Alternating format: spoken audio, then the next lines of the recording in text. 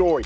I need to break down for you all exactly what's happened to the San Francisco 49ers. Some of it on the field, some of it legitimate tragedy off the field. Not sure if y'all were aware, Trent Williams, starting left tackle for the 49ers, announced, I believe it was the stillbirth of his child. He announced it yesterday. It occurred about 2 weeks ago. That's just one part of the tragedy for the Niners. Starting cornerback Charvarius Ward, he also announced the loss of his 1-year-old daughter, if I'm not mistaken. That occurred a little over around a month ago. So that is what's happened to the Niners off of the field. On the field, Christian McCaffrey, he was put on IR with the PCL injury. Backup running back Mason, he also has gone on IR. Bosa has been hurt. Brock Purdy's had a shoulder. George Kittle, he's had a hamstring. Dre Greenlaw, he's had a tricep. Dre Greenlaw had an Achilles. Javon Hargrave had a tricep. Y'all see it in front of you. I mean, the list is like a CVS receipt. It's so long.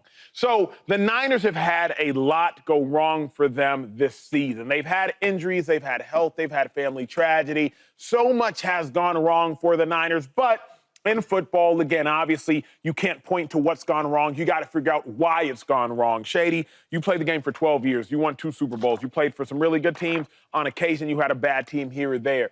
So who is to blame for the 49ers' disappointment? A lot of injuries you just talked about, right? But I want to go even deeper than that, man. I want to go up to the front office, head coach, GM work. I think they got too complacent, right? When I say that, that means, okay, so every year, either we're in the NFC Championship game or we're in the Super Bowl, right? So when you see yourself as we're just winners, there's some teams you just know that, look, at the end of the year, they're going to be one of the top. And I think they got too complacent where you think about small things like this. CMC, right, knowing he was injured, knowing how that would go, not really having a real answer for that, right? Because they didn't really have a real answer for him being absent. Brandon Ayuk, instead of getting this deal done early in camp, right, having your number one route runner receiver, thinking that, okay, we'll get it done eventually because we're so good of a team. Yeah. If he does miss a game or two, we are that good. We'll be okay. And then that didn't go well. Then when he came back, he was rusty. Everybody comes back from holding out in training camp, they always be rusty. It may take some 2 or 3 games to get acclimated. But in his case, he kind of got injured doing that, right? I want to go to Trent Williams, your best player on offense, your best player probably on your team, depending on how you look at it. And no, he had a contract situation. Instead of handling that ASAP, getting my team in line, everything we need, you figure, well, we got Kyle Shanahan, he's the best offensive play caller in the league. One of them, we'll be okay. We win games on defense, we in offense, we'll be all right. And you don't take care of Trent. And that takes him a couple games to get acclimated, get back in the flow. And I think once everything started falling down, it's like, oh, what do we do? Greenlaw's a really, really good player. Yes, he is. His absence, you can see it. Instead of having a real answer, you didn't. You just plucked somebody in there, though, because you think that our team is so good that we'll be okay. And when you don't handle everything from the top to the bottom, this is what happens. Now you get these injuries. Now guys not really ready to play, now they're forced to play. And if you'd have took care of these things in the offseason, maybe Brown wouldn't have got hurt. Maybe he'd have been ready to play. Maybe Trent Williams would have been in shape and been ready to roll. But when you think these guys hold out, that's what happens. So I think they got too complacent. That's well said. Jay, what you think? Whew. First off, prayers up to all them dudes. Especially the ones that lost the baby. Especially Trent, for sure. That's tough. Number one, you got to start with the head coach. The head coach is the leader of the ship, right? Ain't no season perfect. Somebody always gonna get injured. You guys remember when we sit in the team meeting before training camp and they going through all the, hey, this what the IR look like, this, and everybody's sitting in there like, man, it ain't gonna be me. And the trainers is up there like, a lot of y'all gonna be up in this IR, in the training room. That's just the name of the game of football. So injuries is gonna happen. And as a head coach, it's your job to try to keep the team afloat when injuries happen. It's injuries on every single football team, and it's your job to do that. Kyle Shanahan this year has not done a good job. Years past, he's done a good job. We've talked about injuries for the Niners for the last 10 years, and they've been in the NFC Championship and Super Bowl games. But to me, too, though, this is football, man. This is just sometimes how seasons go. Okay. Yes. You know what I'm saying? Like, nobody in the world would have told me you guys are going to win the Super Bowl in 2011. You're going to have 17 starters hurt. You're going to have everybody on your football team be a young player, ain't up for no contracts, and you will not get back to another one with a quarterback like Aaron Rodgers. And we ain't touch another one. Strictly because that is football. That is why what the Kansas City Chiefs and Tom Brady did is so impressive. Because it is hard to consistently win and get to those games. Because you're going to battle injuries, you go and battle a bunch of different stuff. It's hard to get to those games. This is what the Niners has experienced this year. It's hard to win football games. It's hard to stay healthy. It's hard to be good for a very long time at an elite level, and that's what they experienced. It's a bad year. It's a bad year, and it happens like that. And y'all sitting there just saying, yeah, and all that. For 80% that was correct. The last really good part take. it was a great take to the Aaron Rodgers part. When you got great quarterbacks, so they don't just go to one of them, right? I'm not tripping. So you bring it. I'm not gonna take this. I'm just saying, but like, I just don't like when y'all just say like, yeah, you're right. But isn't that the point though of like because Pat It's and Brady hard. are so good? That's why I said it's special Like, what it's they're special. doing. But what I'm saying is, the part with Aaron, you should have said, nah. You should have said yeah, because I said it's special what they doing. It wasn't special Aaron- what we did. Yeah. Look, you Shady, I sort of agree with your take. I definitely agree with yours. You said they're too complacent. I don't know if they're so much complacent as in just it's football. Like, do you know how hard? Maybe you don't, but it is very difficult to have sustained success in this league. And not only sustained success, right, 19, you go to the Super Bowl, 2020 was your one down year. This is what this year reminds me of. Mm-hmm. They were 6-10, quarterback issues that year, injury issues this year. And then in 21 and 22, you go back to the NFC Championship game. 23, you get back to the Super Bowl. I mean, their sustained success is insane. So for me, I think it falls on everyone, but also like, at the end of the day, it's football. Like, you're going to have up and down years no matter what. And it's interesting to me this year because they have the fourth oldest roster in the NFL right now, an average age of 28 years old. They're the fourth oldest.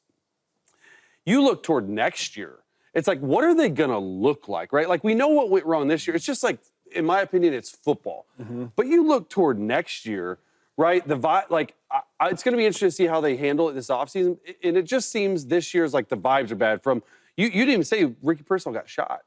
Yeah. Like, did we forget about like all these offseason issues? That's a good point. That just sort of make the vibes in the locker room bad. And for some reason, you have all these injuries plus that.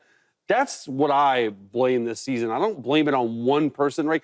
Ultimately, the GM and the head coach need to wear it, because that's just what they'll do. And at the end of the year, Kyle Shanahan will come up with something fun, and they're going to be back in the Super Bowl next year. Like, it's just, I don't think their window's closing either. I know this isn't part of the question, but the disappointing season for me, it's just like, chalk it up to football. I got an answer, but most importantly, I got a question for all y'all, because here's the dilemma. If I'm a viewer at home, if I'm y'all, because I'm currently listening to everything y'all are saying, there's tension with what y'all are saying. Because when you go to the doctor, 2-5, James Jones, Chase, myself, you at home, if you go to the doctor and you ask them what's wrong, and they can't tell you what's wrong, then you don't know how to fix it. And right now, so much of what y'all are saying isn't necessarily blaming anything. Y'all are just saying, it's football. It's football. I agree with all y'all. I played the game clearly in less time than y'all, but it's football. But if you can't tell me, Shady, exactly what happened, then how can I fix what happened? So I'm a little torn, Chase. I'm a torn, James, because injuries happen every year. Yeah. Not like this. No. Not like this. But to the Niners, these injuries happen again in 2020. Star players. Yeah. Quarterback. That was the last time it happened. Kittle got hurt in 2020. All the quarterbacks got hurt in 2020, obviously. So I guess my question then is, what can the Niners do to avoid this happening again? Well, that's why I said it starts with the coach. And the main reason why I said it starts with the coach, because who Shady says is the greatest coach of all time, and Andy Reid, you lose Pacheco, you lose Hollywood Brown, you lose Rashid Rice. You lost a lot of key players, key starters that was for your football team. Edwards-Helaire didn't even start. Your quarterback is not playing at an elite level. And your football team has lost one game, and they found a way to win games. So at one point, you got to start with the head coach. He started with the up top and all that, but you got to start with the head coach. It is your job to get this team to play football the right way at an elite level, no matter who trots out there. That is his job. So that's why I said it starts with the head coach. Obviously, the players is going to play on the field, do what they do, but it starts with the head coach. And to answer your question, it's like, well, how can you not point to? You can. I mean, you can point to all the injuries because, like, their injuries are to star players, right? You're only as good as, but then you look toward next year, because I want to do that. And Brock Purdy, for me, you're going to have to pay him between $50 and $60 million. It's going to drastically change the way your organization looks. Like, all your cornerstone players right now are old, right? Like, George Kittle's 31. Has he lost it? I mean, I see a game every once in a while. CMC's hurt. He's an older running back. He's 28. Trent Williams is old. He's 36. Brandon Ayuk is coming off in ACL. So, like, how are you going to morph into the new version of the San Francisco 49ers. Hufunga's coming off injury. Hargrave, I mean, like your guy Fred Warner's getting older. He's got a lot of hits. So that's what I'm most interested in, is what this looks like. And can you follow the Chiefs' way of paying a quarterback a lot of money and still being consistently successful in the league? And I don't know if they're going to be able to do that or not. See, that's what I said about being complacent. Because you didn't even think about the things. You know why? Because every year when you just think about the NFL, it's a chance that the Niners will be in the playoffs. The Niners will be in the NFC Championship. Niners will be in the Super Bowl. So it's like, maybe Trent Williams is getting older. He's the best player, but he's getting older. Do we get his deal done? Or do we get somebody in the room that can replace him? Yeah. You get what I'm saying? Maybe not this year, but the next year you're talking about. Yep. You didn't have nobody, so you had to pay that money because you have nobody to replace him. Think about that. Okay, Brandon Ayuk, you got this contract situation. Now, if you remember earlier in the year, they could have won a lot of them games. He dropped some passes, which he never dropped certain passes. Yeah. Well, if you'd have had him in camp, right? Because you knew you want him on the team. That's a really good You know what I'm saying? Rust. And some of them games you would have won if your star wide receiver wasn't banged up or hurt or not in shape or whatever it may be. Because when you miss training camp, you're not the same. Yeah. Another thing is Debo. It was so many question marks. Are they moving him? Are they keep him? Whatever it is. You should have did something with that if you knew he was going to draft Ricky, right? Yeah. So it's like, I just feel like they didn't make the right moves because they felt like, hey, That's good. we the Niners. I mean, Kyle Shanahan won playoff games against Aaron Rodgers and the number 1 seed Packers with undrafted running backs. Yeah. Right? Jimmy G at quarterback. When you had these things in your mind, it's like, I think we're they're going to win no matter what. unsure of what to do. Teams do that, You know though. what I They mean? get too cocky. We're talking quarterback, so I want to talk to the quarterback first. Chase, is this the best Russell Wilson we've ever seen? It's really, really close. Really close. Like the way he's playing right now, it's like he found the fountain of youth. It really is. With the rate he's playing, if he started all 17 games, which he wasn't because he wasn't started at the beginning of the year, he would be on pace to throw for 4,600 yards and 28 touchdowns. That's good. 4,600 yards is the most he would ever have thrown for in a 17-game span. So for me, when you look at what Russ is doing to this franchise, he's revitalized that offense. He's added another layer to that offense that really Justin Fields couldn't add, and that is the deep ball. The highest passer rating from 2012 to 2024 in deep balls down the field, it's Russell Wilson and Drew Brees. They're tied. Dang. So he's added that dimension. He's helped George Pickens become a player in this league that we thought he could have, because these 50-50 balls, these go balls, he's getting the ball to him. And the Steelers right now, they're averaging almost 29 points a game with Russ at quarterback. The Steelers' franchise record for points per game in a season is 27. Yeah. Like they're on another level, and I think this is what has been missing since that 05-08 Super Bowl, is they've really never had a quarterback that can get the offense going on this pace because of the numbers I just said. Now, Big Ben, great quarterback. They've always had that defense. I think that Russell is becoming that missing piece, and they're showing that they can compete for Super Bowl. So for me, when I look at what Russ has done on the field, you got to look at what he's done off the field, too. That leadership aspect that he's bringing already in a leader-led locker room, right? Because the leaders mostly are on defense, if I'm being real. He comes in, he's that leader on the offense. I think he's playing some of the best ball we've seen. I got to agree. If it's not the best, I think 2-5, it's the most meaningful ball we've ever seen. Like, remember, when the Seahawks were winning Super Bowls, Russ wasn't cooking. Then when Russ started cooking, the Seahawks weren't even making it to the playoffs. Seahawks, I don't think, have won a playoff game during the Russell Wilson era after 2016, if I'm not mistaken. So this is the most meaningful Russell Wilson performances that we'd ever seen. So for me, Russ, since he's been the starter in Pittsburgh, get this, second in points per game, sixth in yards per game. That would be the best Steelers offense since 1979. There you go. Best in roughly 45 years. What Russell Wilson is doing in Pittsburgh is something the Steelers haven't seen in a half century. So Russ is just reinvigorating one of the biggest brands in all of the sport. Furthermore, the Steelers have a comfortable lead in the toughest division in football. A comfortable lead in the toughest division in football, in large part because of Russ. So maybe it's not the best, James, but I do think it's the most meaningful. Yeah. Oh. Yeah. Meaningful.